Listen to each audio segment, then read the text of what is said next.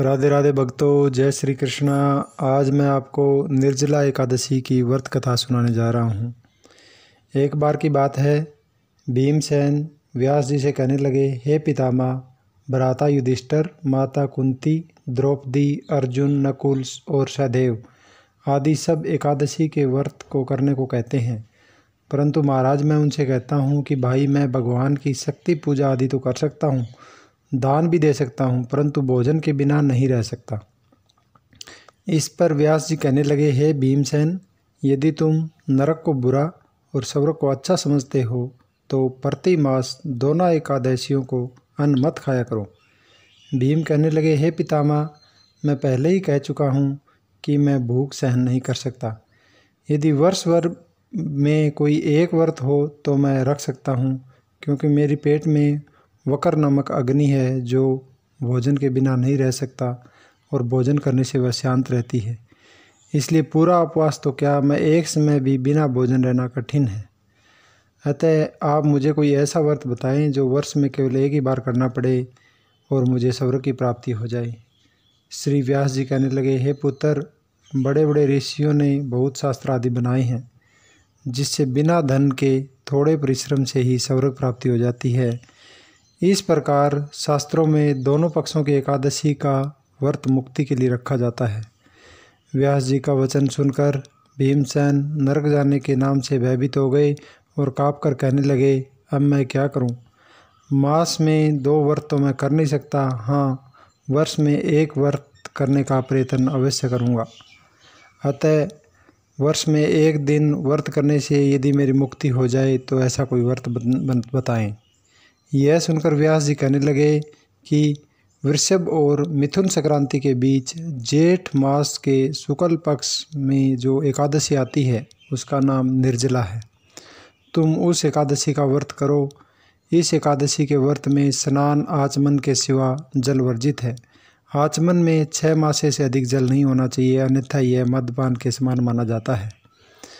इस दिन भोजन नहीं करना चाहिए, क्योंकि भोजन करने से व्रत नष्ट हो जाता है। यदि एकादशी को सूर्योदय से लेकर द्वादशी के सूर्योदय तक जल ग्रहण न करें और सारी एकादशियों का, तो उसे सारी एकादशियों का व्रत फल प्राप्त होता है। द्वादशी को सूर्योदय से पहले उठकर स्नान आदि करके ब्राह्मणों को दान देना चाहिए। इसके पश्चात भूखे और सत्पात्र ब्राह्मण को भोजन कराकर फिर आप भोजन करना चाहिए। इसका फल पूरे 1 वर्ष की संपूर्ण एकादशियों के बराबर होता है। व्यास जी कहने लगे, हे भीमसेन, यह मुझको स्वयं भगवान ने बताया है। इस एकादशी का पुण्य समस्त तीर्थों और दानों से अधिक है। केवल एक दिन मनुष्य निर्जल रहने से पापों से मुक्त हो जाता है। जो मनुष्य निर्जला एकादशी का व्रत करते हैं उनकी मृत्यु के समय यमदूत आकर उन्हें घेरते नहीं, वरन भगवान के पार्षद उसे पुष्पक विमान में बैठाकर स्वर्ग ले जाते हैं। अतः संसार में सर्वश्रेष्ठ निर्जला एकादशी का व्रत है, इसलिए यत्न के साथ इस व्रत को करना चाहिए। उस दिन ओम नमः भगवते वासुदेवाय नमः मंत्र का उच्चारण करना चाहिए और गोदान करना चाहिए। इस प्रकार व्यास जी के आज्ञा अनुसार भीमसेन ने इस व्रत को किया, इसलिए एकादशी को भीमसेनी या पांडव एकादशी भी कहते हैं। निर्जला एकादशी व्रत करने से पूर्व भगवान से प्रार्थना करें कि हे भगवान, आज मैं निर्जला व्रत करता हूँ, दूसरे दिन भोजन करूँगा। मैं इस व्रत को श्रद्धापूर्वक करूँगा, अतः आपकी कृपा से मेरे सब पाप नष्ट हो जाएं। इस दिन जल से भरा हुआ एक घड़ा ढककर श्रवण सहित दान करना चाहिए।